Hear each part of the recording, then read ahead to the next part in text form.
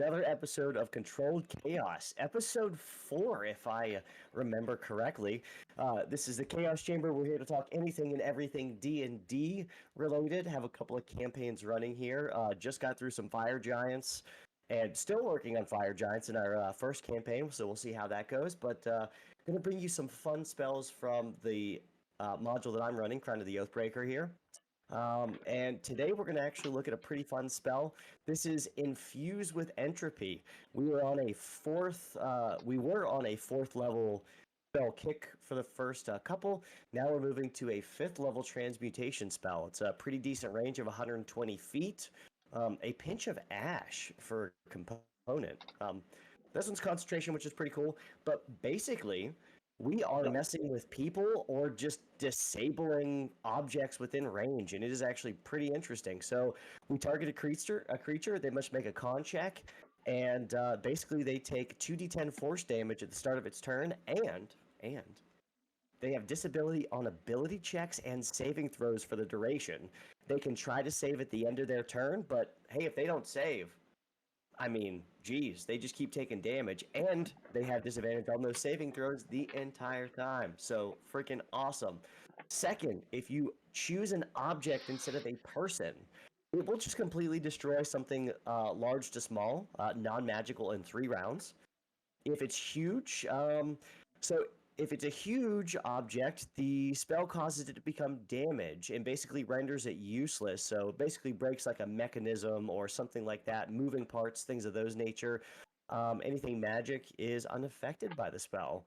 And we do get a higher casting. So basically, at 6th level or higher, we're going to increase it by 1d10. So yeah, this seems really, really interesting. I think we started with Carl last time, so let's go ahead and go to Keegan. What do you think about this one here? What are you thinking? I love it. I think it's cool. I think it's I don't I haven't used too many spells that have force damage, right? Magic missile, something like that. But like magic missile is just the one that comes to mind for the most part. Yeah, So having something that has force damage, I think that's awesome because that bypasses a lot of resistances, which is pretty cool. agreed. Um, the range, I think it's fantastic. You don't have a ton of spells that are that high of a range, so I think that's awesome. Um, yeah, I think at the higher level casting, I would almost like to see maybe instead of increased damage, be able to target another creature or another object. Maybe that makes it too OP at that point because that could be a little intense. Um, but no, I like it. What I like most about it though is not targeting a creature, but targeting an object. Too often we don't target objects and look at like the environment around us to use that to our benefit, right? And I think this kind of does that, which is interesting. It makes you think about that. So Yeah. yeah, I think it's a cool spell. I would take this in a heartbeat if I were well, if I could take this as Warwick, I would take this in a heartbeat. Maybe we'll have to see if Garrett will let you add this into the Fandolin 5 and with Warwick and see what happens. Oh, I would in a heartbeat would take it. Carl, Absolutely. with Carl, with your muscle wizard, what are we thinking about this new spell infused with entropy? You liking it or? I do. It reminds me a lot of Immolation. Yeah. Immolation does a little bit more initial damage and slightly different effects. But I'm going to go with Keegan on this one. I like that different from Immolation that you can target objects and everybody's arch enemy, the infamous door that no one can lockpick. You could cast this and just let it disintegrate. I think that's pretty cool. Give you a kind of escape route type deal.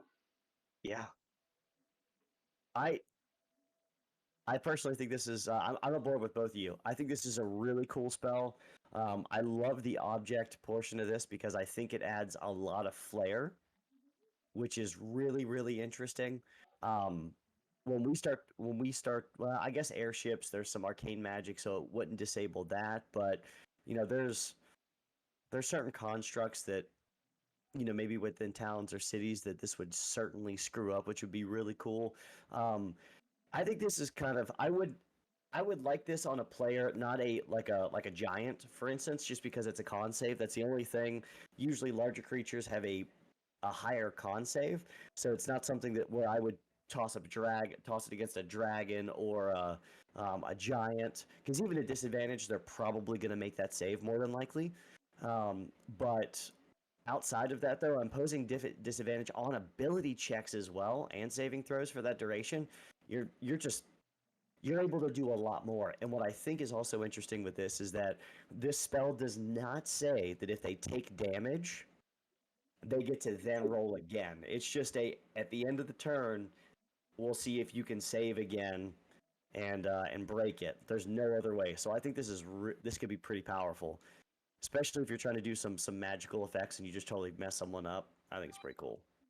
Um, kind of Yeah, fun. Go that ahead. makes casting at higher levels a little intense. Maybe I'll take that back. Imagine casting this at 6th level, targeting 2 creatures, 7th level, 3 creatures. Maybe just that alone, they get disadvantage on ability checks and saving throws. I think that portion alone makes casting at higher levels and being able to target additional creatures. I think that makes it way too OP at that point. So yeah, I actually agree with how it's worded at higher levels. It just gives you additional damage instead of additional creatures or objects. That would be nuts. I mean, yeah, that'd be a little too So nuts. I'll add a little flavor to both of you here. There is in kind of the Oathbreaker. You haven't met any of them yet, but there are heirs of entropy, and they're sorcerers. And it's a new subclass in kind of the Oathbreaker. And one of their features is if they come up and touch your armor or touch your sword, it actually starts to degrade the weaponry or your armor. And if they touch the same object, non magical, 3 times in a row, totally destroys it. So, like, I'm thinking of Griswold's plate armor. You get a bunch of heirs of entropy coming in, and even if they kamikaze it, 3 separate ones go up and they're actually able to touch his armor. My armor is destroyed. Or like the shield that I have, or now Amruk. I think Carl, your Amruk has all magical armor and stuff, so you'd be okay. But I'm just thinking of stuff like that, and that could get pretty crazy. And that's plate armor is pretty expensive. So once you start getting some big pieces of armor or some weaponry and stuff, that would suck. Yeah, yeah. I still think of what you can do out of combat with this. I think in combat, yeah, I mean, it makes it pretty fun, but out of combat, this starts to get pretty nice. Now again, it's a 5th level spell to use outside of combat, but I think you could build a pretty fun story around it. Actually, complex mechanisms or moving parts. Yeah, I mean, you can have a lot of fun with this. I think. Yeah, I'm thinking like you're on a mission to stop something from happening. All you got to do is cast this and let like the main cog in the whole plan disintegrate and walk away. Right. Yeah, that's. I mean, it, like a stealthy trip somewhere, and then you just get a sorcerer or a wizard popping out, and then bam, pop infused with entropy out, and you're done. Just walk away, have fun, go enjoy whatever you got to do. I think this is pretty cool. Um, do we think it's? I mean, I personally think it's good for a 5th level because of the disadvantage. I mean the damage is that's fine. Yeah, I But I see it think the more item disadvantage, usage. Agreed. yeah, yeah. Um, I think this is a good place for a 5th level spell. Um, maybe borderline 4th level, but I think 5th level is appropriate for this one. What do you guys feel? I feel like if you could word it so that it's 5th level if cast on an object, 4th level if cast on a creature, that would be the ticket for me. Ooh, I so I haven't actually thought about that. That's really interesting. 4th level for a person, 5th level for an object. Son of a gun. That's actually pretty cool. Um, I have not seen any verbiage for spells that allow that, but I mean, hey, I mean, I know Zootag is a paladin. He wouldn't get access to this, but I mean, if I end up TPKing the party and you get Bard, Sorcerer, Warlock, or Wizard, I'm just saying, Carl, we may have to chat.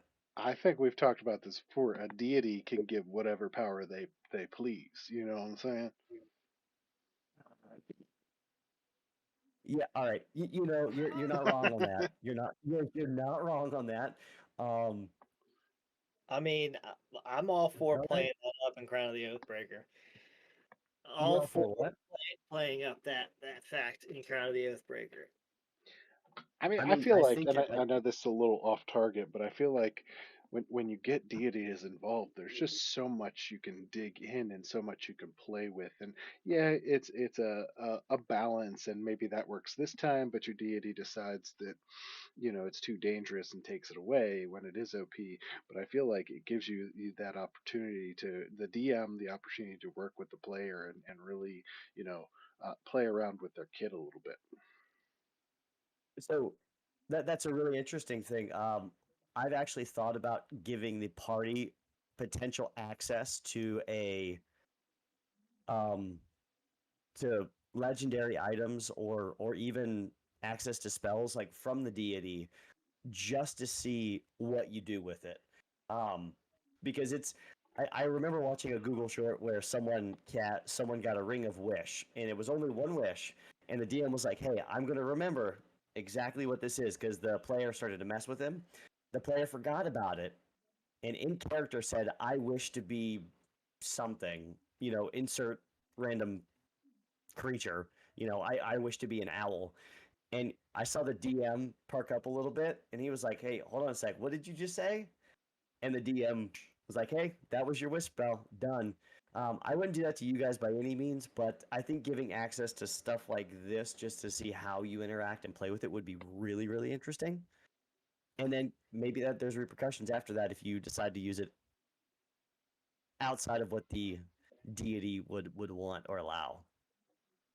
Hmm. Yeah, I like that. I like that playing up that deity because, like you said, this campaign is very deity specific. Paladins, clerics, like they're gonna Oh, thrive in that, and that's just gonna push it harder. And So maybe spread the word. Maybe all of a sudden we get some converts because we're getting this different stuff, right? so speaking of that, Carl, Evan and I damn. have been talking about um uh Kai, right? We were talking about him and his attachment to Saluna and how this story is going to build out between him and Zutag.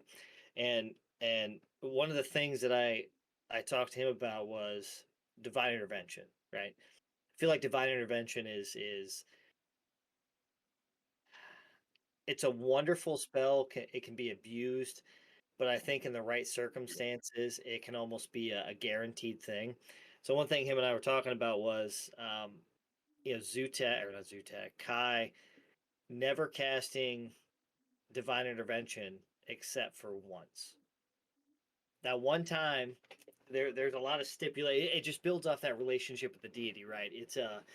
I can cast it how many ever times, whatever, just use it how it could be used, or if I cast it once, and there's certain guidelines that have to be met in order for it to be cast.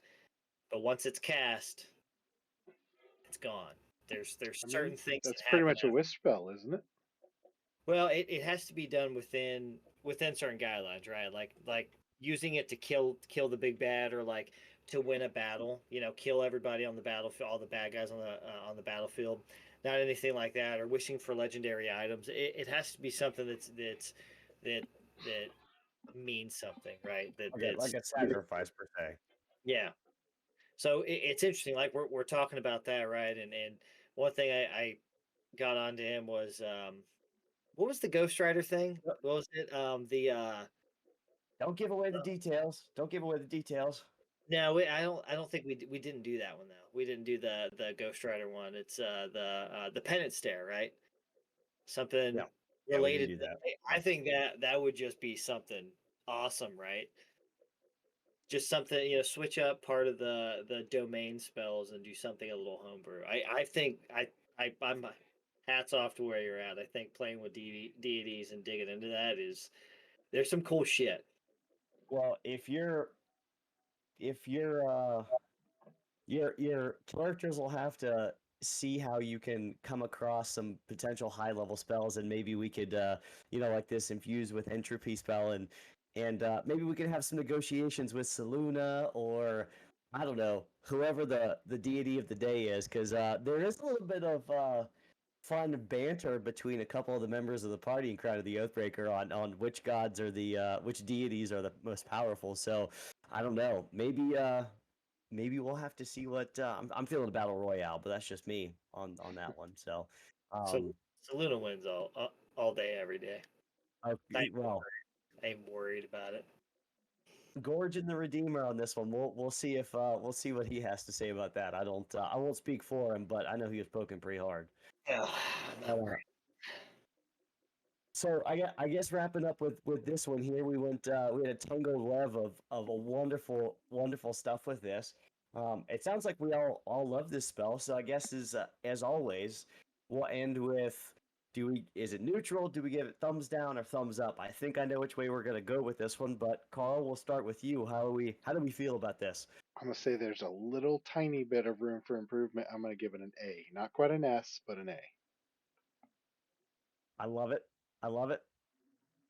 Carl, and that's actually a pretty good thing. I think I'm going to take the spells that we've already done, and I'll probably make a chart and start labeling them, and that way we can do a quick recap of how we have labeled things for new viewers. I'll add that to the checklist. That's a great idea. Keegan, what are you thinking for infused with entropy? Oh, I'm a thumbs up on this. Absolutely. I would say make it a 6th level, and then at higher levels allow it to target additional creatures, or if it stays as is, maybe knock it down to a 4th level.